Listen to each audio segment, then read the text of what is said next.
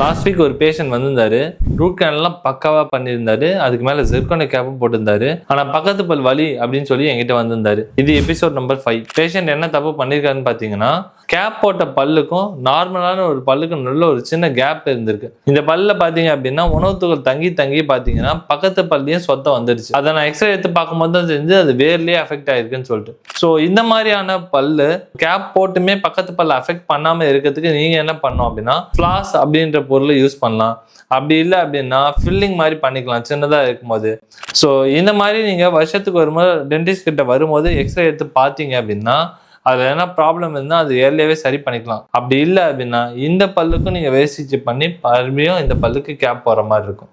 So நீங்களும் root canal பண்ணி gap போட்டு இருந்தீங்க அப்படின்னா ஒரு வருஷத்துக்கு ஒரு தடவையாவது போய் டென்டிஸ்ட் கிட்ட போயிட்டு எக்ஸ்ரே போட்டு பார்த்துட்டு என்னோட பல் நல்லா தான் இருக்கா, பக்கத்து பல்ல எதாவது அஃபெக்ட் ஆயிருக்கான்னு பார்த்துக்கோ. இந்த மாதிரி யூஸ்ஃபுல் திங்ஸ்லாம் தெரிஞ்சுக்கணும். எங்களோட இன்ஸ்டாகிராம் சேனலை ஃபாலோ பண்ணிக்கோங்க அண்ட் யூடியூப் சேனலை சப்ஸ்கிரைப் பண்ணி வச்சுக்கோங்க.